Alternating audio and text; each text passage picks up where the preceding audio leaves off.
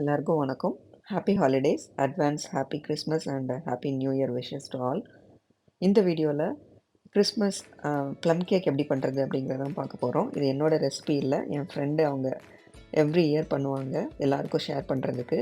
So அவங்க வந்து இதை ரெக்கார்ட் பண்ணி எனக்கு அனுப்பி வச்சாங்க. நான் இப்போ இந்தியாவில் இருக்கிறேன்.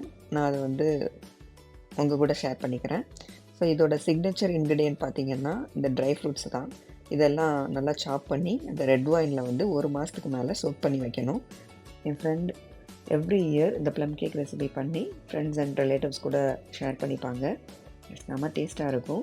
ஸோ அதுக்கு முதல்ல பார்த்திங்கன்னா அந்த சோக் பண்ணி வச்ச அந்த ட்ரை ஃப்ரூட்ஸ் எல்லாத்தையும் தனியாக ஸ்ட்ரெயின் பண்ணி எடுத்துக்கிட்டு அதுக்கப்புறமா சுகர் சிரப் பண்ணுறாங்க. இதோட exact measurements and every step வந்து உங்களுக்கு வேணும்னா சொல்லுங்கள், நான் அப்புறமா டிஸ்கிரிப்ஷனில் ஆட் பண்ணுறேன். ரொம்ப வருஷமாக அவங்க இந்த ரெசிபி தான் ஃபாலோ பண்ணிகிட்ருக்காங்க. இப்போ அந்த கேரமலைஸ்ட் ஆன உடனே அந்த சுகர் இது மாதிரி ரெடி ஆகிருக்கு. இதுக்கப்புறம் ஒரு பெரிய ப்ராசஸ் இருக்குது. அது வந்து இந்த எக்கு யோக்கையும் ஒயிட்டையும் செப்பரேட் பண்ணி எடுக்கிறது. அதை செப்பரேட் பண்ணி எடுத்துக்கிட்டு அந்த எக் ஒயிட்டை மட்டும் போட்டு பிளெண்ட் பண்ணி வச்சா நல்லா ஃப்ளஃபியாக வரும் கேக். அதுக்காக அது பண்ணுறாங்க. இந்த எக் ஒயிட் செப்பரேட்டர் கூட ரொம்ப நல்லா இருக்குது. இது அவங்ககிட்ட கேட்கணும் எங்கே வாங்கினாங்கன்ட்டு. ஸோ இப்போ பார்த்தீங்கன்னா அந்த ஒயிட்டையும் எக் யோக்கையுமே தனியாக செப்பரேட் பண்ணி எடுத்துக்கிறாங்க. பார்த்தீங்களா, நல்லா வருது. ஏன்னா ஒரு கொஞ்சமாக எக் யோக் கூட அதில் போயிடக்கூடாது. அதுக்கப்புறமா இந்த எக் ஒயிட் வந்து நல்லா ஃப்ளஃபியாக ஒயிட் கலரில் வர்ற வரைக்கும் அதை நல்லா பீட் பண்ணி எடுத்துக்கணும். அதுக்கு அவங்க அந்த ஃபுட் ப்ராசஸர்லேயே பண்ணிடுறாங்க.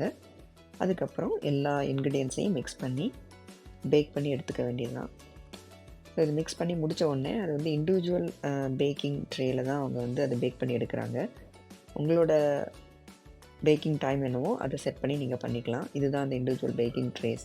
இப்படி பண்ணுறதால அவங்களுக்கு ஷேரிங்கும் ஃப்ரெண்ட்ஸ்க்கு கொடுக்குறதுக்கும் ரொம்ப ஈஸியாக இருக்கும். இந்த வருஷம் அவங்களோட கேக்கை நான் ரொம்ப மிஸ் பண்ணுறேன். ஏன்னா நான் இந்தியாவில் இருக்கிறதால. இப்போ பார்த்திங்கன்னா எல்லாத்தையுமே பேக் பண்ணி எடுத்துகிட்ருக்காங்க. தேங்க்ஸ் டு மை ஃப்ரெண்ட் இந்த வீடியோவை என் கூட ஷேர் பண்ணதுக்கு. உங்களுக்கு இந்த வீடியோ பிடிச்சிருந்ததுன்னா லைக் பண்ணுங்கள், ஷேர் பண்ணுங்கள், சப்ஸ்கிரைப் பண்ணுங்கள். Happy Christmas and happy new year to all of you. Thanks for வாட்சிங்.